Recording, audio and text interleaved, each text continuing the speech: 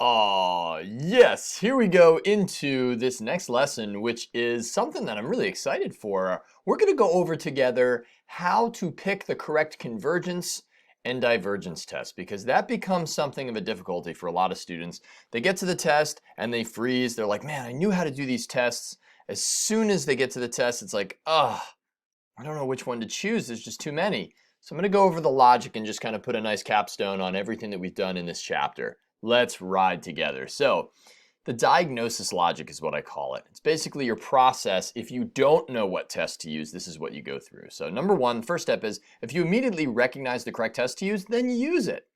Number two, the nth term divergence test is a great test to start with if you don't know what test to use. Right, so if you don't know what test to use, you go on to number two, you try the nth term divergence test. If it fails, then go on to step three. It fails, of course, if the limit as n goes to infinity equals 0. Number three, the special series is what you're going to want to look for. Is that series geometric? Is it telescoping? Is it a p-series? Maybe it's integrable. It's positive, continuous, and decreasing, and you're thinking the integral test will work. That one's not quite as frequent, but geo and p-series are. The general tests, so to speak. If 3 doesn't work, it's a real quick check, then is it an alternating series with terms that decrease in absolute value to 0? Maybe a ratio or root test will work. Do you have something all raised to an nth power? With the ratio test, is it very fast, messy, factorials, exponents everywhere? And then the comparison tests. Do you look at the series and think, man, that thing's a lot like another series? And if so, is it less than a converging series or more than diverging? And if not, maybe the limit comparison test is your tool of choice. So that's the diagnosis logic that I would go through. Again, if you know what test to use right off the bat, then you don't need steps 2 through 4. But if you have no clue what test to use, then this is the logical process to go through. And now we're going to just exercise that process with these examples in this video. I'm not going to actually go through and tell you whether or not something converges or diverges here. We're simply going to focus on what test to use and why we know to go after it with that test.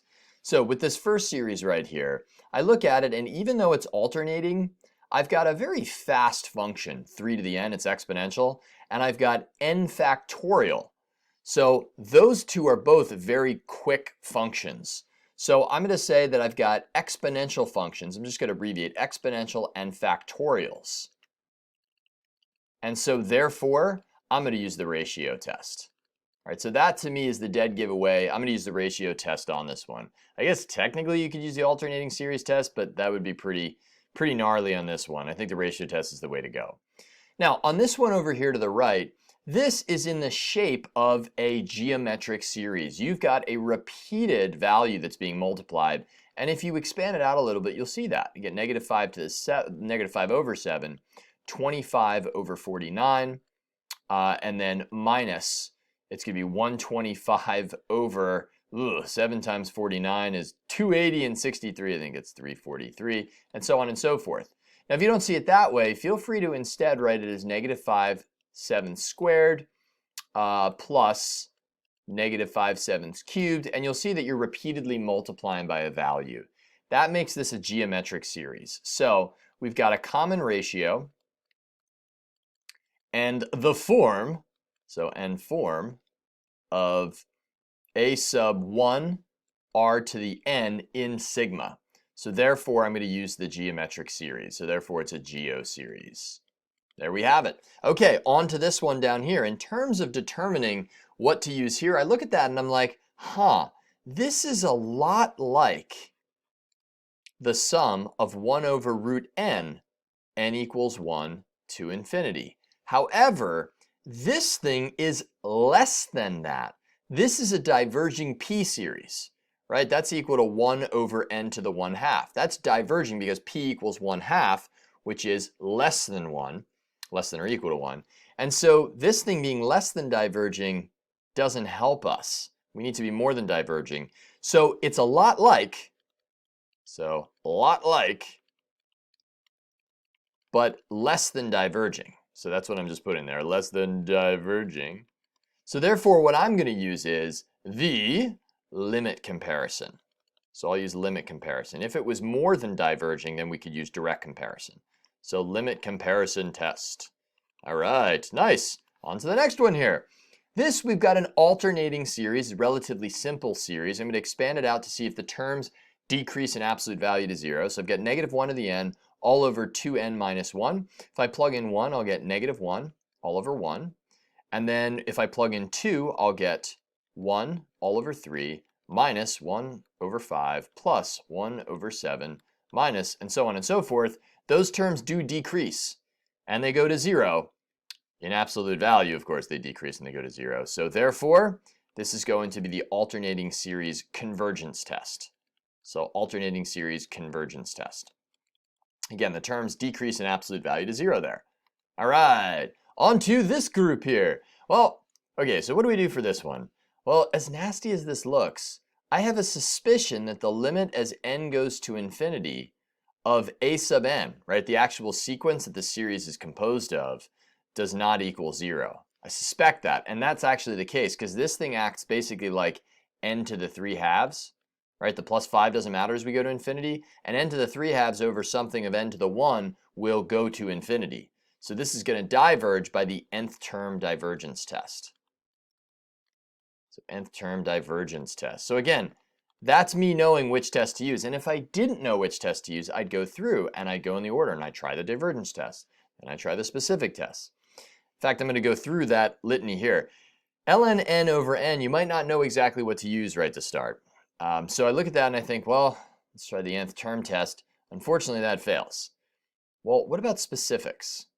Well, this thing is a decreasing function. It is positive and it is continuous, and it's kind of integrable.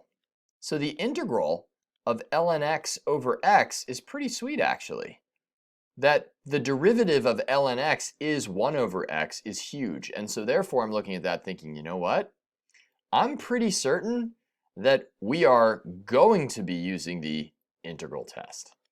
And that's just because it's integrable. So that's the integral test on that one. And again, just going through the logic on these problems. This one right here is straight up p-series, yo. You got 1 over n to the, well, this is second index, or, well, to the 1/2, and then to the 5th, so 1 over n to the 5 halves. That is quintessential p-series. So, I mean, you have to do your studying and recognize when something looks like a certain series type, but this one is straight up p-series, and in this case, it will converge because the exponent is more than 1. Okay, 1 over n squared plus 7, that is going to be, well, a lot like. I look at that and I'm like, huh, that's a lot like, and I'll say it's less than or equal to, or it's a lot like 1 over n squared, which is a converging p-series. And we'll start that at n equals 1 to infinity. So even though we've got the n equals 0, it's going to be less than or equal to that, starting at a value of 1. And I'm looking at that thinking, oh, if it's less than or equal to a converging p-series, then this thing will also converge. But what we're doing here, if you listen to your thought process, is we're comparing two things. So that would be the direct comparison test. So I'll put direct comparison test. And again, it's because if you listen to your thoughts, you're saying, well, that's a lot like this. Okay, last but not least, 2 more. Anytime you have 2 separate fractions like this, if you expand it out, there's a good chance it's going to be telescoping. Let's see if we're right.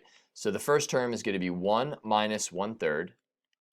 And then we'll have plus, and then we'll plug in 2, and we'll have 1/2 minus 1/4 plus, plug in 3, 1/3 minus 1/5 plus, and so on and so forth. And you see that the minus 1/3 and the 1/3 cancel, and the next will be the 1/4 and the minus 1/4 will cancel. Lots of things end up canceling. Point being, we end up in awesome shape at the end of the day with telescoping series. Things will cancel, we'll expand it out, and we'll contract it down. So you would use the fact that it's a telescoping series, a very particular, special type of series. And last but certainly not least, the one that is not going to be used on the BC exam, but might be used in your BC Calc class or in your Calc 2 class in college. When you're raised to an nth power in both the numerator and denominator, that's a dead giveaway for the root test. So nth power applies to all terms. And so that's going to be the root test. And that's it. So those are some examples of how to diagnose series. Again, if you don't know what to go right for and how to go right for it, first thing you can do is you can study in our previous lessons. I've mentioned in every single lesson, I was very careful to say how to use something and when to use it. The when to use part is your diagnosis.